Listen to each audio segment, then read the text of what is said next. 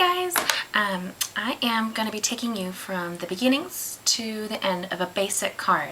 I get a lot from people saying that they don't know exactly how to start. They purchase stuff at workshops, but they don't know what to do with it. So I recommend everybody start with a couple different things.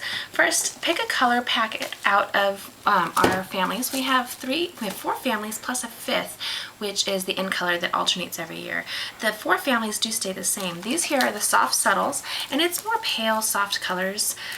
The card we're making today is for a friend of mine. Hi, Kate, it's for you. And I also recommend everybody get one designer series paper. The packet comes with a big variety of stuff, but they're double-sided. So, and they're all color coordinating. It makes it easy and kind of thoughtless to do something. So you need to get a packet of paper, a packet of designer series paper, I would recommend, and a packet of a neutral. I'm going to get the white out today. And we're going to be making a pink card. Why? Because my girlfriend loves pink. And so what I'm going to do is to take the standard 8.5 by 11 sheet of paper, and I'm going to cut it in half. We have several different cutters out in the crafting world. There are rotary, there are blade, there are handle. There's lots of them. I like the rotary for a couple reasons. It gives a precision cut. It doesn't leave a big crease on it. And I have little kids, so they can't really get their fingers underneath to get their fingers cut off, which they could with a handle one or anything like that. You also need to start is a bone. I make a lot of jokes about the bone, so you'll get that in my humor, but a bone is a necessary item. You take your bone to crisp your paper. You also need a really good pair of snips. Stampin' Up! Has one of the best snips in the world out there. It's got a little shield, and I actually keep it in my purse because you never know when you have to cut bubble gum out of a kid's hair. But it comes off, it has clicked in with that, and it's so sharp it'll cut through metal, it'll cut off fingernails, you name it. It's wonderful. It cuts through everything you need to do for a project. And you need adhesive. We have the snail adhesive, which is a simple, neat, affordable inline adhesive. We also have a couple others, but one of the ones we'll be using today is the dimensionals. What that does is it takes your image and it lifts it slightly off of the page. Gives it a little bit of a texture when you do that. So now we've cut our paper. When a paper is manufactured, like cloth, it all has a top side and a bottom side. So when a manufacturer goes through and cuts it, they're cutting it where the edge is on the bottom. So you can usually cut, and when I cut my paper, I cut it the same way. You can usually feel it on a corner. Take your finger and pull it across. You should feel a little edge on it. I always like to joke and say it's like your cellulite. You're going to tuck it away. So you're going to tuck that into your card so that your outside is out there. Stampin' Up's products are just phenomenal. Their paper is like fine linen. You would get this kind of paper at Nordstrom's for the cost of what you get at Walmart. It lasts longer and gives you a much better image. So here I've got a paper. I've cut it, I folded it in half, bent it with my fingers, and then I boned it. You don't need a ton of pressure. It just helps to give it that nice crisp look right there. And I'm going to set that aside. And our papers are actually dyed to match our inks. And so, this is the pretty in pink that we're working with today. I'm going to get it out. And one of my favorite ways of stamping is actually using a punch, because it's kind of like thoughtless stamping, and that in itself is pretty fun. I'm going to take it and I'm going to pat it in. You can look underneath and you can see if all the color is on there. Then I'm going to stamp it onto a white piece of paper. This is our white paper. It's a little bit thinner than the other because it's made for layering. And so I'm going to stamp it straight down, and I do a little wiggle. I never ever rock it. When you rock it, that's how you mess it up and you get those edges around it. But here, when you stamp it, it must have been colored from a previous non-cleaning. You're going to stamp it down and do a little wiggle. You can put your finger down and around. It helps to give you pressure all the way across. You pull it straight up. I've got a high with a pretty little flower on it. And I'm going to take our punches. Now with all punches, you should always punch it out upside down.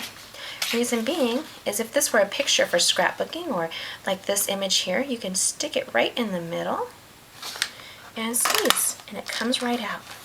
You don't have to fuss and bust and try to figure out its placement. So now I've got the pretty little thing here. We have a paper rougher, but you can also take these amazing snips, opening it up, and rough the edges up just ever so slightly. This gives it texture. It gives it a little bit more dimension. So I like to give it a real rough edge. Right here.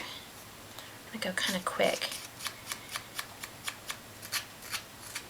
And the reason, when it coordinates the color between the papers, designer series papers, and all that, it just is so much better for your eye to follow through. It's just a great way to match it all. So now I've roughed up the edges, and then I flick it in my paper. This actually will give it a weathered look. It gives it as if it's layered by another piece of paper when it's not. And just adds a little prettiness to it. The more you do it, the more pink it looks, or color that you choose it looks. And voila, you have a cute little high stamp. And then I'm going to take this piece of paper, and with the stripes and the flowers, I thought that was a pretty neat cohesive look. I am going to go to my 5.5 mark, push it down with no pressure at all, go across, and I'm going to get a 3-inch line across. So take it to the 3, pull it down, go across. Now this is cut to fit exactly across the paper, 5.5 and a 5.5. So I'm going to take my snail adhesive. It has a little cover, which is great. You can keep that in your purse or your scrapbooking kit. You can flip it down. I like to say it's got a muzzle when it's quiet and it's got legs when it's ready to walk. So you could either do either side of the paper. You could do the stripes, or you could do with the flowers. The first one I'm going to do with the flowers. I know that Kate's little girl Becca will love that. She's all about pink like my daughter. My daughter and her are just so cute together. So this is in honor of Kate and Becca, my pink friends. So there you go. And then I'm going to take the dimensionals on this one here, and I'm going to remove the cover of the dimensional. This way I'm not going to get my fingers all gluey. I'm going to stick it on there and lift it up. I no longer got my fingers gluey. Some people try to put it on there and remove it and all of that. And I'm going to go across. You don't need a ton of adhesive. It's not like it's heavy or anything. And actually what I'm going to do is I'm going to grab a brad. This is one of our clear rhinestone brads. Stampin' Up! Sells these things. They last forever, really. And I'm going to dip it right in the middle of the flower that's on there. And when you do it, you can use the snips because they're very sharp on the edge to start off where the hole for the brad will go. Stick it in, and then you're going to open it up. Do you remember these? We were in high school when I was playing with these in junior high and such. I remember. But if there's a little silver shining through, remember I told you how these snips are so strong? Cuts metal right off. And then I'm going to just stick it right here across the bottom.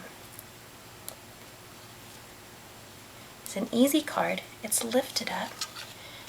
And that is how you bone a card, cut it, and have a card ready. I hope you have a great day. If there's anything you want to know, feel free to contact me via my blog or my website.